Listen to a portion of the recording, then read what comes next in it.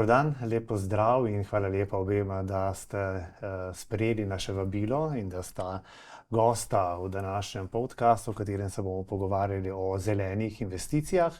Tema zagotovo aktualna in mislim, da bo zanimala širok spekter naših gledalcev in poslušalcev. Pa, gospod Grošelj, bi začela kar midva in mogoče z enim zelo enostavnim šolskim vprašanjem, da nas lahko predstavite. Alfi sklade, imate kar širok nabor področij, s katerimi se ukvarjate, tako da prosim. Ja, hvala lepa za povabilo in lep pozdrav tudi z moje strani. Zdaj na kratko o Alfi skladih. Alfi skladi so nastali nekje leta 2017 in sicer v grupi KF Finance.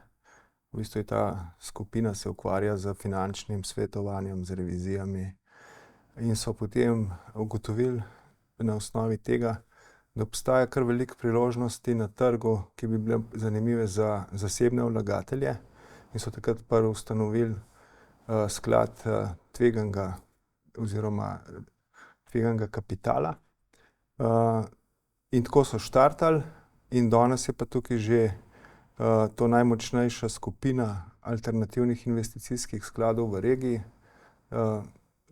Investiranega ali pa v upravljanju je preko 500 milijonov evrov že kapitala, preko 200 vlagateljev, polovico institucionalnih, polovico zasebnih.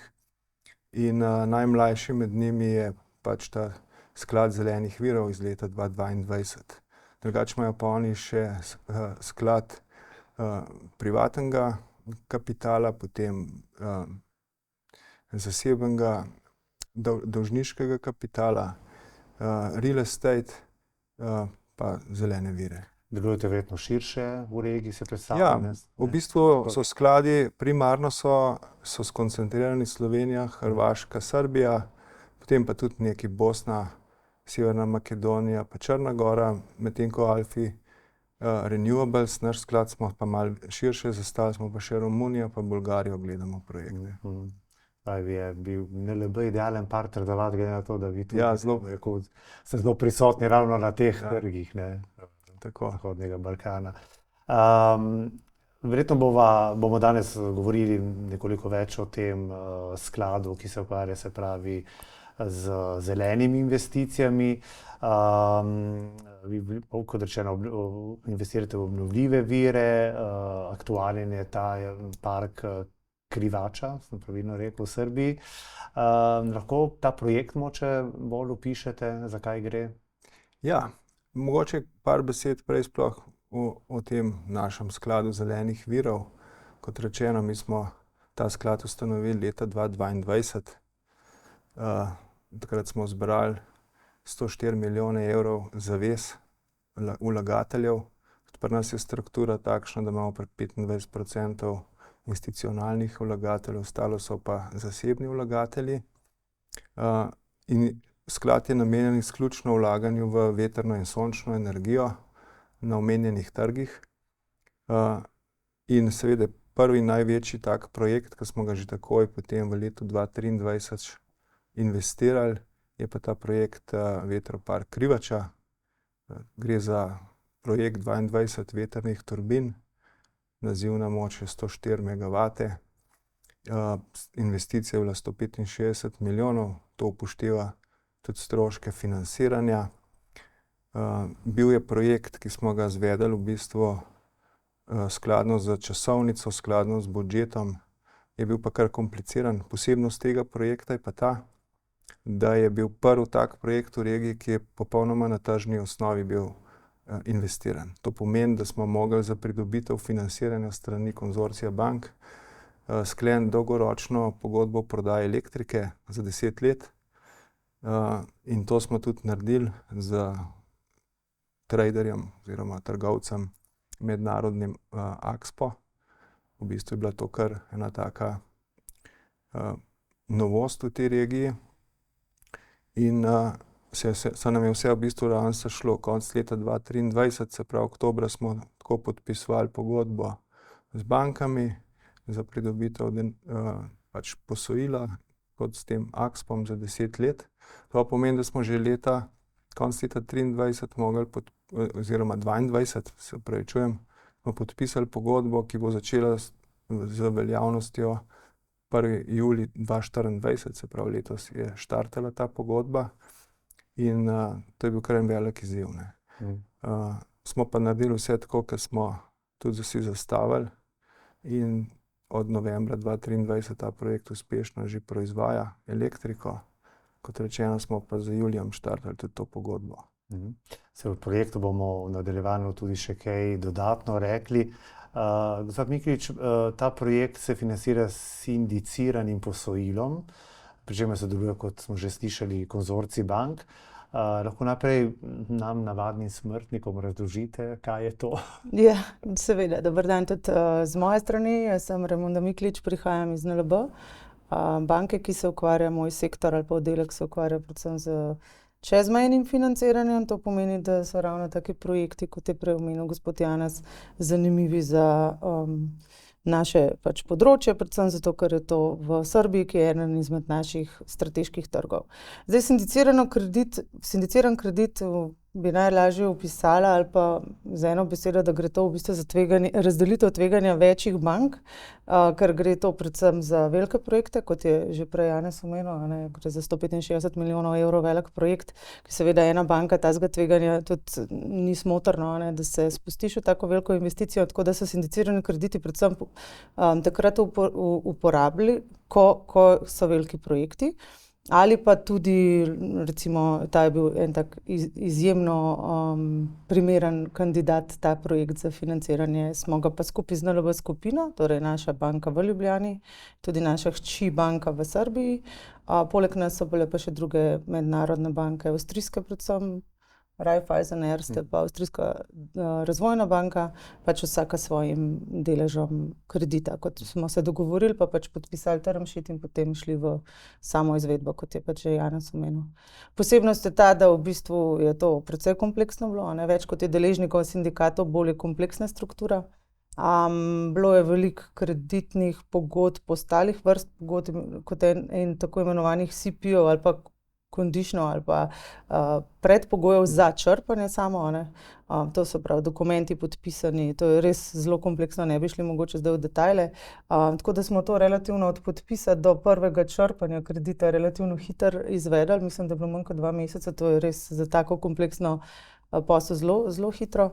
In v bistvu smo vsi veseli, da je skladno z pričakovanji celo prej dosegel ta končanje development faze oziroma pač same izgradnje elektrarne, ne. Tako da so celo pred rokom, ki smo se ga nekako vsi skupaj probali držati, to tudi uspešno izvedli. Torej, če v tehnično podobo ste se najprej obrnili vi na banko, pa potem ste vi iskali ostale banke, partnerice, ali ste mogli vi to priskrbeti, kako je to potekalo? Mi smo se obrnili na več bank, no.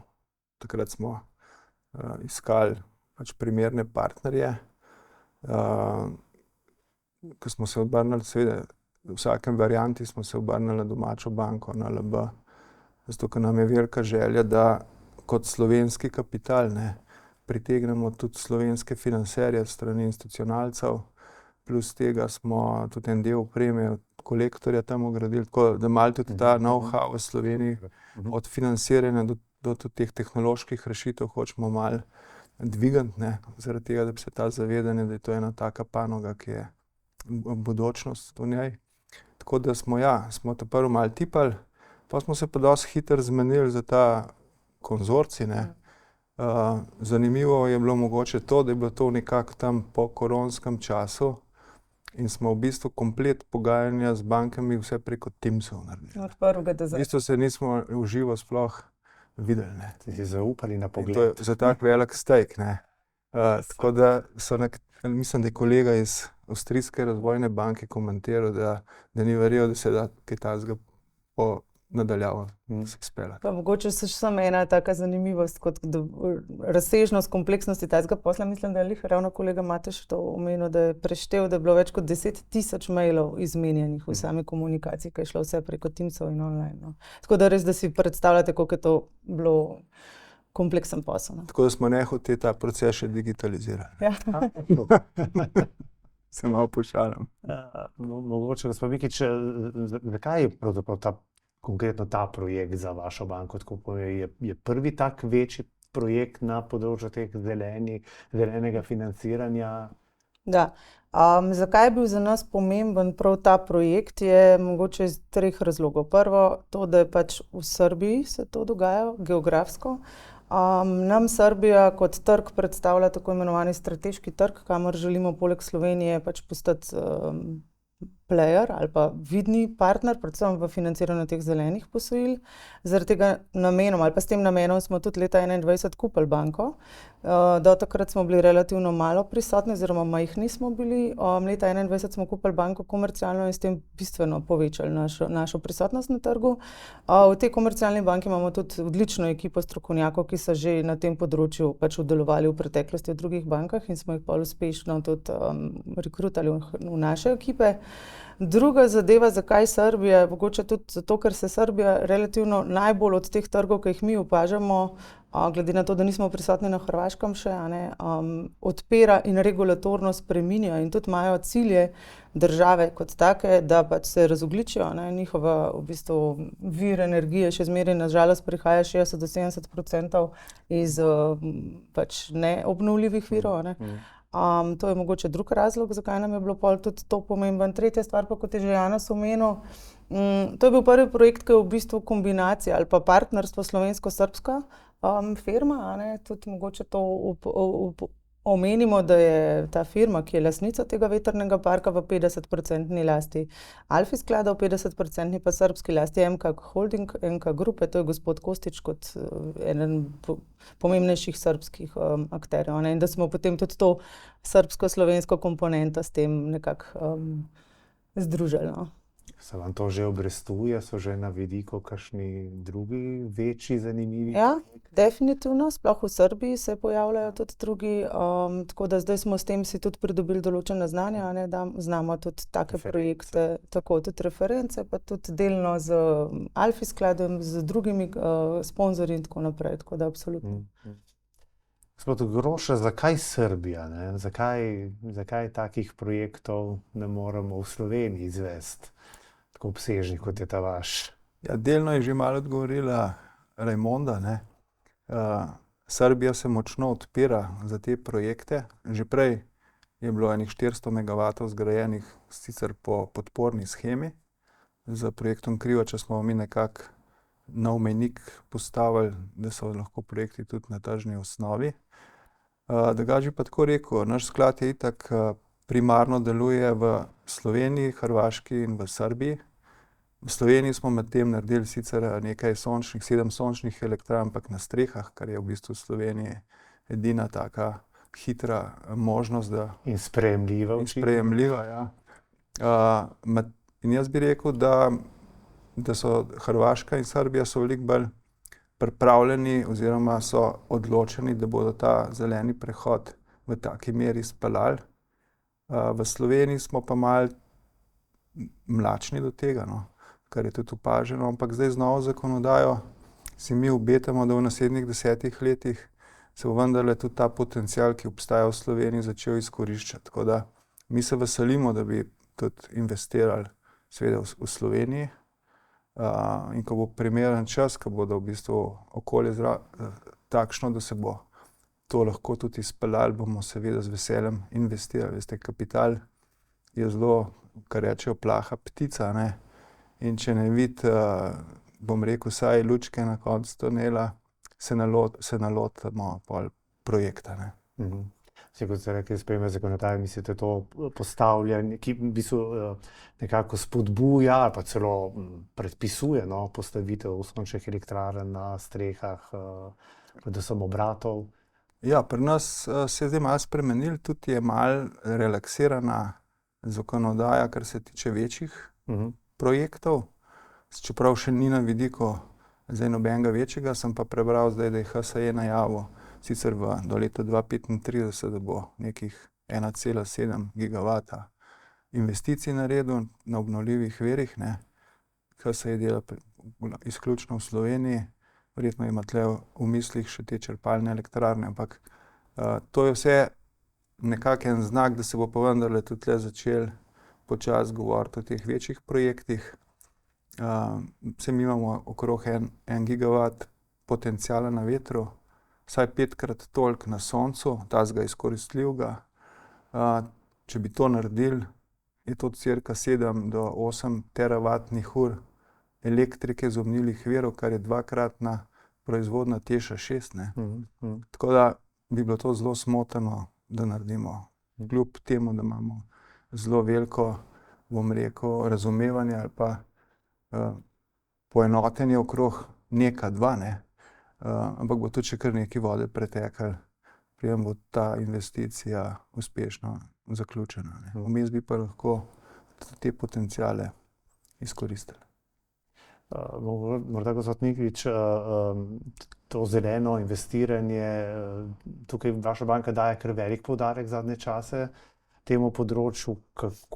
Kakšna je vaša ocena slovenskega trga, no, na podlagi izkušenj gospoda Grošlja oziroma Alfiskadi vidimo, da v Sloveniji zaenkrat še takih večjih projektov ni. Imate vi mogoče kakšen drug pogled? Tako, jaz osebno bom zelo težko komentirala, kaj se dogaja na slovenskem trgu, to bo mogoče bolj gospod Janez, ker tudi spremlja bolj investicije. Moj oddelek, pa jaz izhajam iz sektorja, ki bolj pokriva druge regije, drugo področje naše banke, ki smo prisotni, kot že rečeno, na vseh trgih bivše Jugoslavije, razen na Hrvaškem trenutno. Ampak bi rekla, da ja, imamo cilje, mi smo banka, ki ima to vizijo, nekje do leta 2030 prideti do neke 1,3 milijarde zelenih investicij, to je samo s corporate financiranjem, ali pa 1,9 vključno z retailom, kar pomeni prebivalstvo. Celo regijo. Ja. In zdaj pa v bistvu leto 2023 smo na dobri poti, no, ker smo že recimo v lanskem letu nekih 200 milijonov investicij tovrstnih splasirali. Je pa to, ne govorimo samo o obnovljive vire, ampak tudi zelena, recimo učinkovitost, zelena mobilnost, morda tudi učinkovitost zgradb in tako naprej, ta energetska prenova in tako naprej. Vse, kar ima nekako zeleno noto, ne. Smo pa mi v letu, recimo lanskem letu 2023 izdali 500 milijonsko zeleno obveznico. In potem pač sledimo tem iniciativam, da vsaj toliko denarja vložimo do leta 2026. Te obnovljive vire, pa seveda imamo pa ambicije bistveno višje, no. Pa imam, tako jaz, kot potencialna vaša stranka, ne vem, kakšne ugodnosti, če zaprosim za eno tako zelen kredit. Mislim, so tukaj pogoji mogoče drugačni, kot pri neki klasični investiciji. Mislim, spodbujate tudi na tak način to investiranje? Ja, absolutno. Mi v bistvu zdaj tako gledamo vsak projekt individualno, no, zdaj za prebivalstvo morda so bolj, bom rekla, nekako produkti standardizirani, ampak vedno ni nujno, da je to vse odraža v bolj ugodni obrestni meri, ampak mogoče pri stroških odobritve, ker tudi, veste, mi moramo to tako investicijo potem ustrezno rangirati ali pa opredeliti v te naše framework, kot pač green bond, ustrezen ali pa skladno z EU taksonomijo, ker EU taksonomija veleva preko bank, da bo določene recimo industrije, dejavnosti podjetij, ne samo, da jih bo nagradila, ampak jim bo prepovedala, če ne bo skladno z EU taksonomijo. To se pravi, in bo tudi banka težko odobrila kredit. Plastična, ja.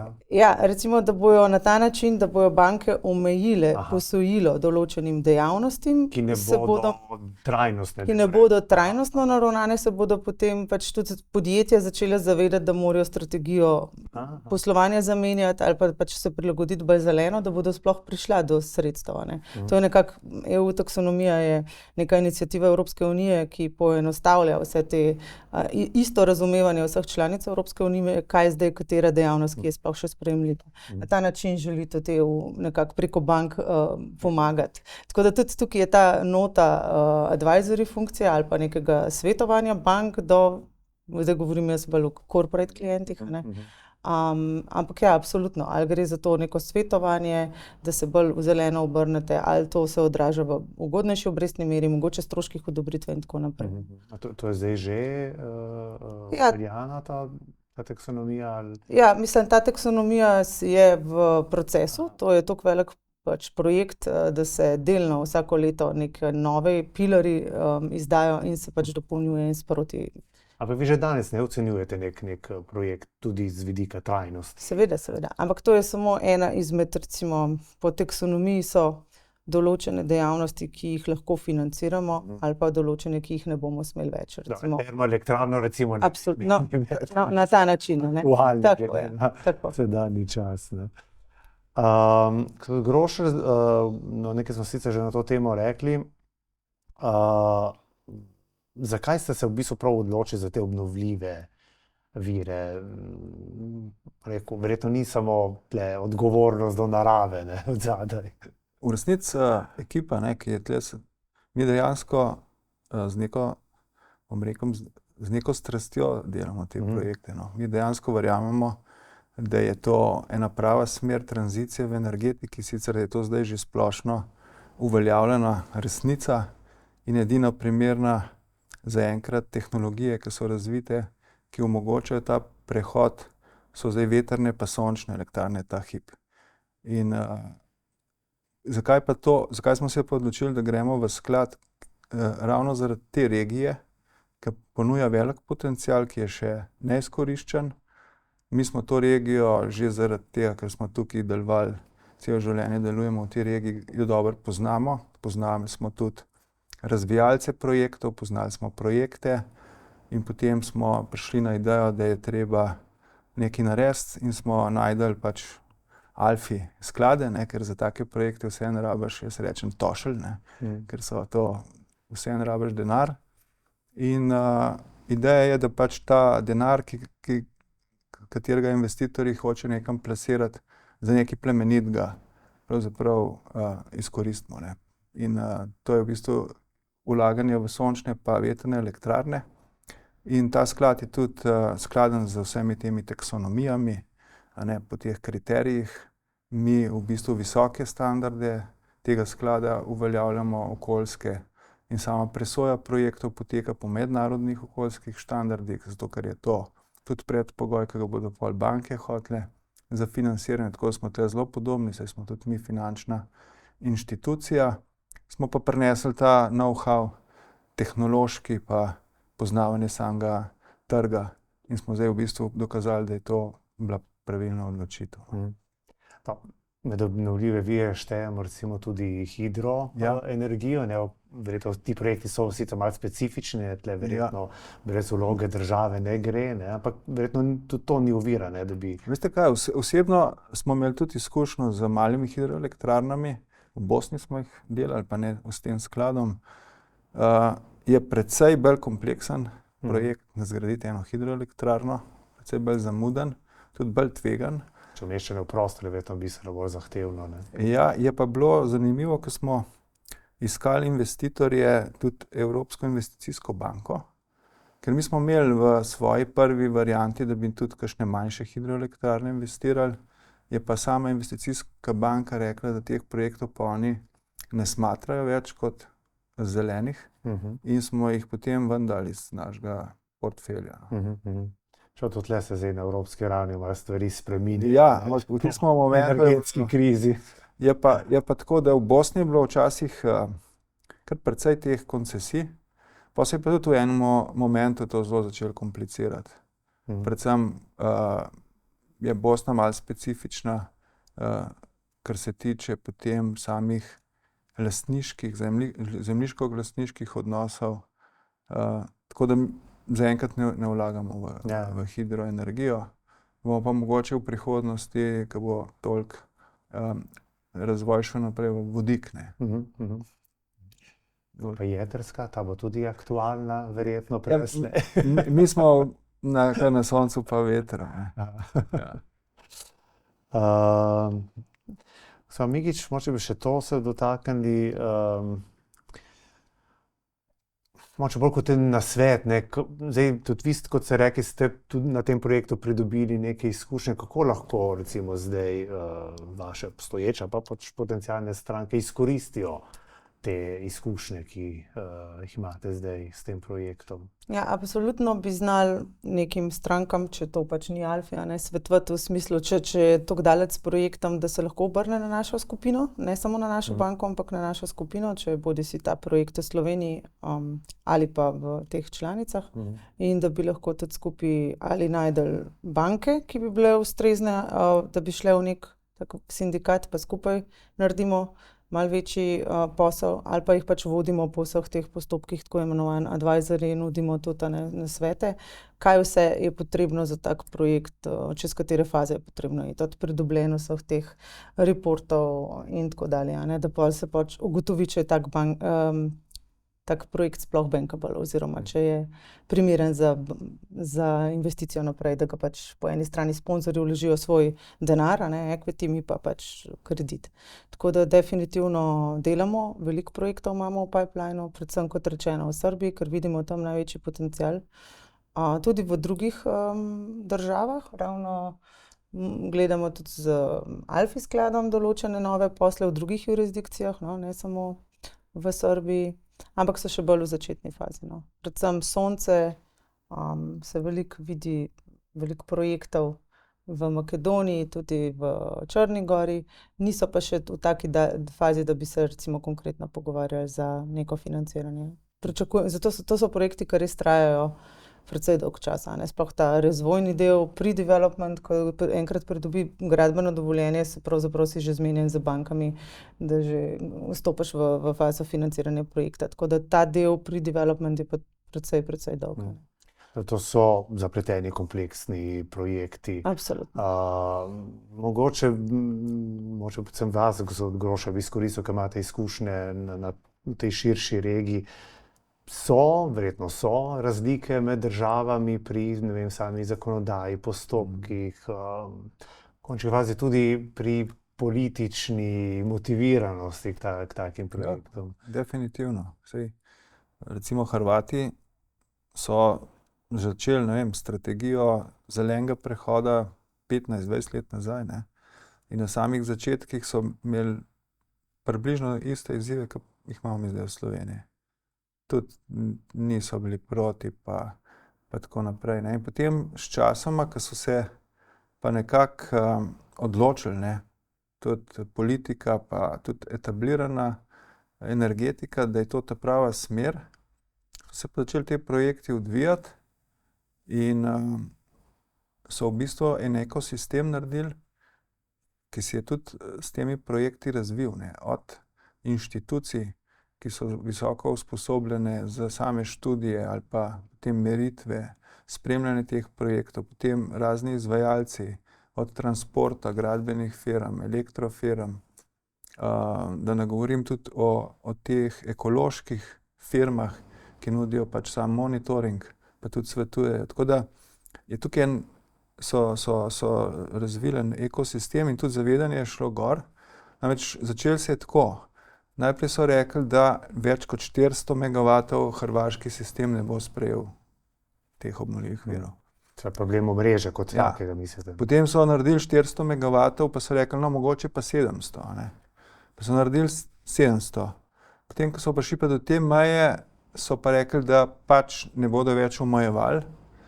Zdaj so prišli do tiste točke, ampak zdaj je to že kar krepko čez 1000 megavatov in so zato začeli tudi posodabljati svoje energetske vode. Tako da to bodo v naslednjih 10 letih močno povečali. Imajo pa velike cilje do leta 2030, saj še nadaljnjih 5 gigavatov obnovljivih virov. Ravno tako pa v Srbiji. Tako da v bistvu so razvili ta visoko zavedanje, odgovorili so na vsa tista vprašanja pa pomisleke, bom rekel, ki jih po poti v bistvu vsak takle prehod terja. Od netopirjev, ptičev,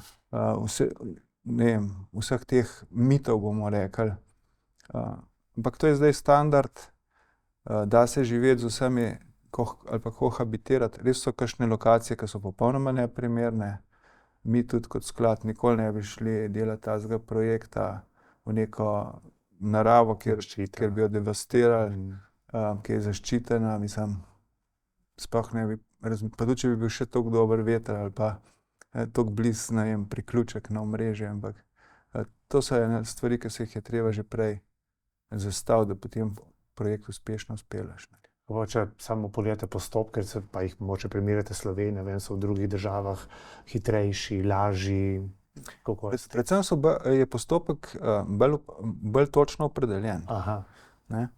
Tako da točno veš, ko prideš do ene točke, kakšen je še rizik, da boš prišel do konca. To je glavna razlika med Hrvaško, pa Srbijo, pa Slovenijo. V Sloveniji pa še zdaj nimamo tako jasnega postopka, ker tega tudi še ni do konca noben pripeljal.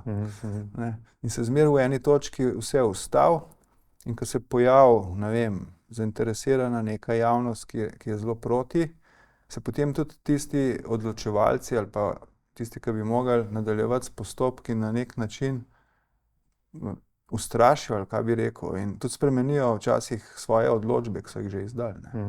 In to je v bistvu zelo nepredvidljiv proces in kot sem rekel, mi ne moramo iti v tako investicijo, mi s tujim denarjem v bistvu moramo ravnati gospodarno, bi pa zelo radi naredili nekaj v Sloveniji.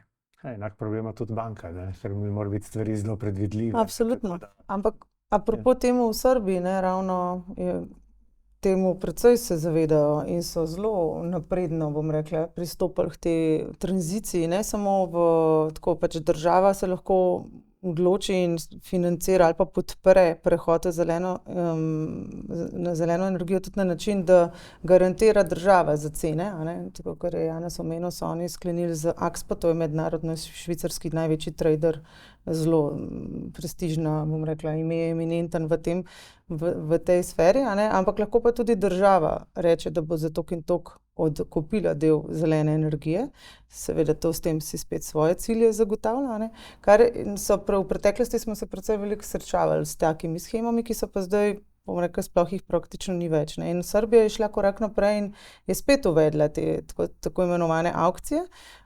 Pomeni, da ti lahko država garantira seveda na podlagi nekih avkcij, kar pomeni, da ti poveš, vidiš to ceno, poveš, po kakšni ceni si pripravljena, ne, ponuditi elektriko in oni nudijo odkup te elektrike fiksen za 15 let, ki se indeksira z inflacijo, ne. In to recimo je neka taka stvar, ki je dobrodošla in da vidim, da tudi druge države po zahodnem tem delom Balkana tudi sledijo, no, tudi Severna Makedonija je že šla po tej poti in tako naprej, no. Tako da tukaj, bom rekla, se Srbija res zelo izrazito premika naprej, ne. Ker so investicije identificirane tam in so tudi ugotovili, da bo sčasoma tudi problem s tako imenovanim omrežjem, a ne, to, kar je prej Janez govoril, in so hkrati iniciativo, bom rekla, so jo iniciativa, da tudi vlagajo v te gride, a ne, povečanje obsega, da bo lahko sprejel omrežje pač vseh teh virov, ki se jih zdaj kar naenkrat najde nekaj par gigavatov, ne. Kjer je volja tudi moč, tem bi lahko tudi zaključili ta pogovor. Hvala lepa obema. Verjetno ne bom zgrešil, če rečem, da je nekako vajina skupna želja, da je bilo več podobnih investicij, kot je ta vaša v Srbiji, tudi v Sloveniji, ne. Kar bi seveda bilo dobrodošlo ne samo za slovensko gospodarstvo, ampak za državljane nasploh, tako da lahko s to željo tudi zaključimo. Tako da hvala lepa obema še enkrat. Hvala vam. Hvala tudi vam.